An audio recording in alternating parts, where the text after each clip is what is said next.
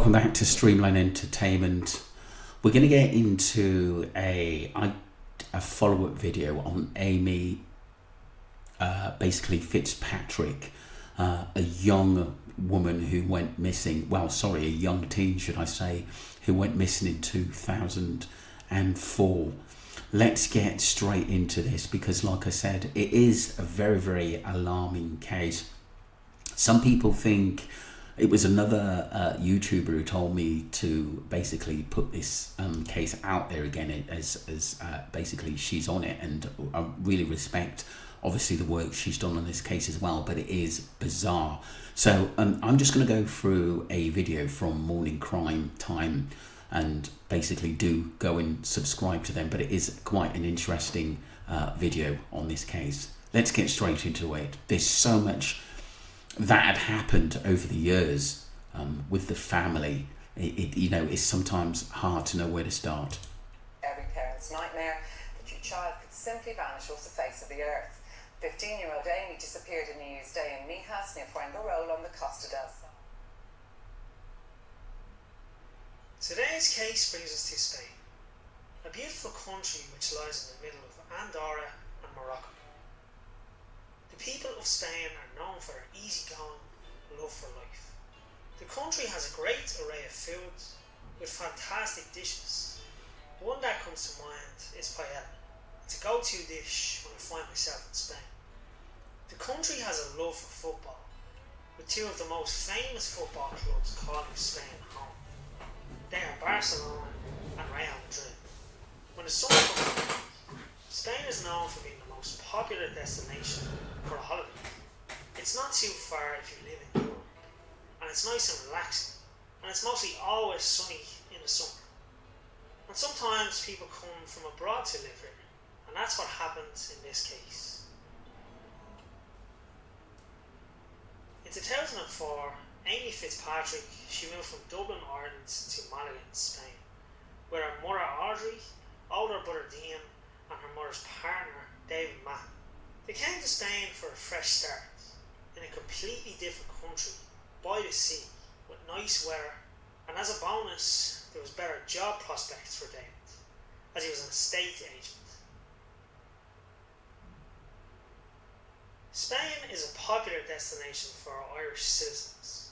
It is known for a holiday spot, but it is also known for Irish citizens to relocate to Spain.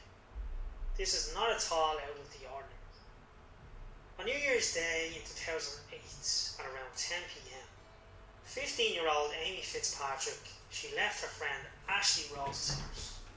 This is where she had been helping Ashley babysit her brother the night previous, and she ended up staying the night.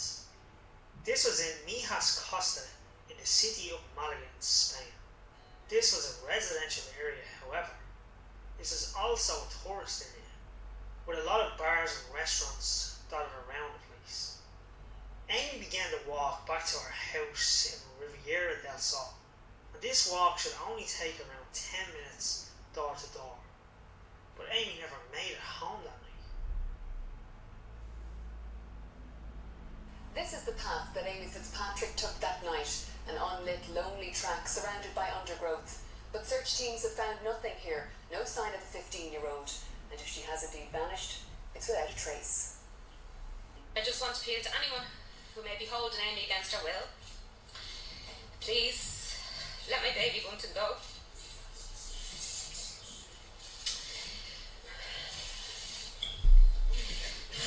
She's a loving kid who would never do anyone any harm. She'll be frightened. Please don't hurt her. And Amy, if you're there, and the time is going on and you're afraid to come home, please don't be afraid. There's nothing to be scared of. We just want you back with us where you belong. This is where Amy walked from the house just behind us here up to our house. It's about a 10-minute walk. We didn't even know this laneway existed. The kids still walk this way. When Amy went missing after the second or third day, the Guardia were out here with the helicopters. They searched all the ravines around here with sniffer dogs. They went through with a fine-tooth comb. Came up with nothing. Her family would not report her missing until January the 3rd, as they thought she might have been staying in a friend's house. Amy only knew a handful of people in Spain, and Ashley and her family were part of this group. When asked what Amy had with her while she was in her house, Ashley said she had her phone number, that on New Year's Eve, the day Amy stayed the night, she used her phone to transfer Amy's mother's phone number to Ashley's phone, so she could call her mother to wish her Happy New Year. But when Amy's parents reported her missing, they said she had left her phone in the apartment with them. Now this stood out as very strange immediately. Over the Christmas, Amy was going to be going back to Ireland to visit her dad for Stephen's Day, which was on the 26th of December. But according to Amy's mother Audrey, this trip was cancelled as Amy's brother got into some trouble in Spain. However, on the 26th of December, Amy showed up at Ashley's house crying, saying that her mother's partner Dave wouldn't let them back to Ireland to see their dad, because all he wanted was for them to spend New Year's together. Ashley said once Amy was back in Ireland, she was going to stay with her dad. She was going to refuse to go back to Spain with them. And Amy's mother Audrey had no idea about this. But now that this trip back to Ireland was cancelled, Amy was extremely upset that she couldn't go home. Now Ashley and her mom Debbie, the two people who were last to see Amy, told the media her relationship with her mom's partner Dave, it was a nasty one, and that Amy was quite scared of him. He seems quite a sort of aggressive character, and like most of the reading I've done on this case, it was quite an explosive sort of family relationship, not only with Amy, but like I said, that a stepfather and the brother who eventually was killed by the stepfather. This has got a lot to this case, which is very, very bizarre. Very bizarre what went on.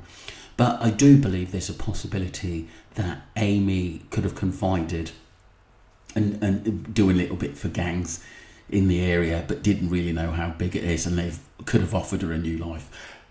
That's a massive possibility. But Audrey said this was not the case at all, and they got on with each other. When the investigation began into the disappearance of Amy Fitzpatrick, there was no evidence found by the local police or by private investigators Audrey and Dave hired. They had sniffer dogs with the scent of Amy's belongings, but nothing was found. The case obviously then went cold, as there was nothing to go. No leads, nothing. Her friends, family and police all took the route she would have taken, but nothing. She seemingly disappeared into thin air. In June of 2008, 6 months after Amy's disappearance, Audrey received a phone call, and it was from a man who claimed he knew information about Amy and her whereabouts. He said he had vital information that the Fitzpatrick family needed to be able to find her daughter. He said she had been kidnapped and is in Madrid, which is the capital of Spain, and that the police cannot be involved. The man then said he would ring Audrey back with a name and address. And 5 hours after this, she received a text from the same number, and it said, "Can you pay us €500,000, yes or no? Send your answer now, and we will send you all the information you need." With this, Audrey immediately got onto the police, and they found the number was on prepay and it wasn't registered to anyone, making this lead an unfortunate dead end. Yeah, it just sounded if someone was just wanting money there. That's just so dodgy at the end of the day, because like I said, you would want to see, you would definitely contact the police about, your relative, your daughter, your family member. But like I said, if they've got no proof or they've got no pictures or anything of her, then it's just a blag at the end of the day. That must have been just awful. Also in 2008, the office where Audrey and Dave's lawyers kept stuff belonging to the case, like Amy's pink phone, a laptop, and some confidential documents, was stolen. But the strange thing about this is there was lots of other valuables in the office which were not touched. So someone broke into this office and they targeted something very specific or anything relating to the case. The person or persons who broke into the office, they have never been identified. It makes me think that there is more to this than meets the eye. I do think it was gang related. Did it have something to do with the stepfather? Did it have to do with someone that Amy was moving with at the time? Something's odd. Something's very, very odd about this case. I do think the stepfather probably knows a little bit more than what meets the eye. At the end of the day, as he didn't want to go back to Ireland, and the mother didn't know. In the media, Amy had a diary, and the writings from the diary were released to the public and media by her aunt, her actual father's sister. She believed that the public deserved to know how her niece was living her life before she went missing. The diary entries made it look Amy was sad and lonely and really missed her home in Ireland, detailing how she had to forage for food in bins. In one of the entries, Amy drew herself living in a cardboard box with an arrow pointing to the bins, where she would get her food from. This was accompanied with text that said, "I smell of dog shit, and I haven't had a shower in 2 years, and I moved into my new house today, and it's quite small, and it's not being painted. I am hoping to paint my cardboard box soon." Learn Spanish with Real Spanish TV. Click on words in... Amy's mother Audrey slammed Amy's aunt for releasing this and for agreeing to speak to the media about it. Audrey claimed the reports were very inaccurate and wildly taken out of context. She then claimed Amy was a normal teenager who never went without food. She went on to say, and I quote, "This was a kick in the teeth. This woman says now she will never give up searching for Amy. Where was she before my daughter vanished? The last contact she had with Amy was 3 years before she disappeared." End quote. Amy's auntie then responded saying, and I quote, "It doesn't matter when I last saw Amy, whether it was 3 or 6 years. She is my blood relative, and I won't rest easy until I find the truth." End quote. Along with this, there was a letter sent to the Irish Embassy in Madrid. This letter had been sent to the embassy in 2005, 3 years before Amy went missing. In this letter, a woman's daughter who went to school with Amy raised concerns about the teen's welfare at home. She said she was concerned for her safety and that she wanted to move back to Ireland to her father. But the most chilling part of this letter was that the person who wrote this wrote inside it saying, "It is very probable that Amy will disappear." And fast forward 3 years, and this is now the case. Amy disappeared under very suspicious circumstances. As the years went on with no information on their daughter, the family decided to pack up and go back to Ireland. They didn't want to stay in the area that constantly reminded them of the tragedy and their missing daughter. In May 2012, it was reported that the Irish gangland killer, Lucky Wilson, he went by the nickname Lucky, had killed Amy. This information was given to David Mann, Amy's mother's boyfriend, through a source on Facebook. This source said they heard Lucky was boasting about killing Amy while he was in a bar. He was telling his friends he had got away with murder and that he would never be caught. Lucky Wilson would have been living in Spain at the same time Amy Fitzpatrick disappeared. The police were then involved, but this was all just speculation and no evidence linking him to Amy. But why was this criminal just blagged that he's killed Amy? Why would he kill her for? Was she involved in something? Was she working for him? We know how kids get trafficked to do things that they don't want to do? Was she involved in something that her parents didn't know that was highly possible? And did she confide in someone older who said, look, we can make some money, come and work for us? And she disappeared with them. That's a possibility. The YouTuber who told me to put this out is looking into this case more. It's quite bizarre because there is a possibility. There's not a trace of her. There's not a trace of any clothes or any blood or anything, which is quite bizarre. At all. Lucky is currently serving a 23-year sentence in Spain for completely separate crimes. Although this is further speculation, the main suspect in the eyes of the public is Amy's mother's boyfriend, David Mann. This was based upon the alleged strain in the relationship Amy had with him. Also, why would the family say her phone was in the apartment when Ashley said she is 100% sure she had it with her? There was speculation that Amy could have gotten into an argument back in her home and it could have led to Amy being killed. And this could have been how her phone was still at her apartment. But again, this is just speculation. In 2021, Amy's dad, Christopher, and her aunt, Christine, were told by an unknown source that they can find Amy's remains under stable number 5 at the derelict racetrack, which was only 15 minutes away from where she went missing. But this lead has not yet been followed up by the Spanish authorities.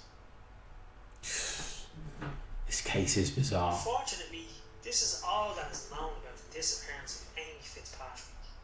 Sadly for the Fitzpatrick family, this would not be the only tragedy they had to face, as on the 26th of May 2013, Dean Fitzpatrick, which is Amy's older brother, who she had been very close with, he was stabbed to death after an argument which allegedly started over a bottle of water. And this argument was between the then 44-year-old David Mann, Audrey's partner, and the 23-year-old Dean. David Mann was arrested but was let out on bail. Before this, Dean had just had a baby with the woman he loved, and he was just getting settled back in Ireland, with a job he liked and a house to call his own. On the 4th of June 2014, Dean was finally laid to rest. There was a delay in the funeral due to a legal dispute between Dean's parents, his actual father Christopher, and his mother Audrey. But eventually, Dean's body was released and laid to rest. Audrey, Dean's mother, attended the removal but was too distraught to attend the funeral the day after. On the 12th of May 2015, 2 years after David had stabbed Dean, the pair had got married. When Audrey eventually walked down the aisle, her 2 children were missing. One killed by the man she would be marrying, and the other missing for 7 years. People who attended the wedding, they were shocked that she would even go through with marrying David. He killed her son Dean, and many people believe he was involved in the disappearance of her daughter, Amy. Yeah, I do. There's just something bizarre. It's, he just could have wanted, his now wife, Amy's mum, for himself, and didn't really get on with the kids. And there was so much happening. And maybe, like I said, if Amy did want to go back to Ireland, maybe Amy's mother would want to go back too. It's just bizarre. It's just bizarre. And I can see why so many people are pinning it on Amy's stepdad. And they were made major problems. And it sounds like, obviously, this David, would not let Amy's mother go for no one's business. That's what it seems like to me. Bit of a control freak. How she could live with marrying this man and killed her only son, even if it was an accident, she would have to live with that for the rest of her life, laying with a man who left her grandchild fatherless. And finally, on the 13th of June 2016, David Mann was sentenced to 7 years for manslaughter with his stepson, Dean Fitzpatrick. The rest of the Fitzpatrick family that were at the trial seemed to be happy to see the man responsible put behind bars, stating quotes. How he said he had a knife in his pocket and accidentally, stabbed his stepson. It just doesn't make sense to me how he done that. It sounds like to me there was an altercation. He lost his cool. That's what it sounds like. So, I just got a funny feeling this guy has got a real temper on him. This David. It's been a long road to get here. Today has given us some closure. Dean's death has been a huge loss to our lives, and we will never forgive the man who killed him. He's put us through hell and back. 47. David Matt was diagnosed with nose and throat cancer and taken regularly from prison to hospital to attend chemotherapy. Audrey was always present at the sessions, and she stood strong next to her husband, despite him being in prison for killing her only son. And in 2021, David was released from prison after 5 years. And this was the last we heard of the Fitzpatrick family until the 3rd of January 2021. News broke in the Olive Press, which is a local newspaper in the area Amy went missing, and it said a British man associated with a drugs gang was put under investigation in connection to Amy's disappearance. But this ended up being just speculation, and nothing ever came from it.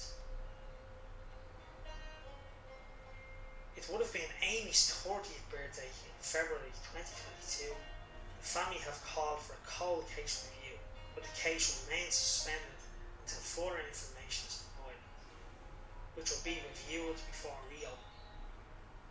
The Fitzpatrick family have been put through a measurable life-changing heartbreak on more than one occasion. As the years go on and more information comes to light, all we can do is hope Amy can be brought back home and her family can find peace. Thank you for watching. That was Morning Crime Time. I thought that was an absolutely brilliant video, to be honest with you. It sounds bizarre. 2 points that got me from reading some of the documents in, the run-up till she went missing. She wasn't that happy. There's a possibility, people have said that she was seen with gang members doing little bits for them. That's a possibility. She could have gone off with them to lead a new life because she didn't, want to go back with her mum and David. And then obviously David, who, killed Dean, Amy's brother, technically manslaughter. That was really, really, really odd. And it said that Amy was scared of him as well, scared of David. And it sounds like to me that he was never, going to let Amy's mum go for one, for the children or for nothing. And, the children weren't going to stand in his way. And it's quite odd at the end of the day because, like I said, I think this David knows a lot more than, what's going on at the end of the day. But there's obviously that speculation that she could have gone off with people who are gang related. But you would have thought, she would have contacted her mum if she was still alive, because it's quite bizarre how people go missing and they're never found. So that was a little bit more on the disappearance of Amy Fitzpatrick. Let me know what you think, people, because like I said, it's one of the oddest cases I've ever seen. And 10-15 minute walk home down the stretch, and like I said, she was never ever seen again. I think she went off with somebody, or somebody took her in that experience. But like I said, the phone ended back at the apartment. That was very, very strange, really strange. Did something happen before? We don't know unless, like I said, someone's got real evidence in this case. Let me know what you think, people, and don't forget to subscribe to Streamline Entertainment and follow the channel. Thank you. Sorry, Streamline Investigations. Thank you.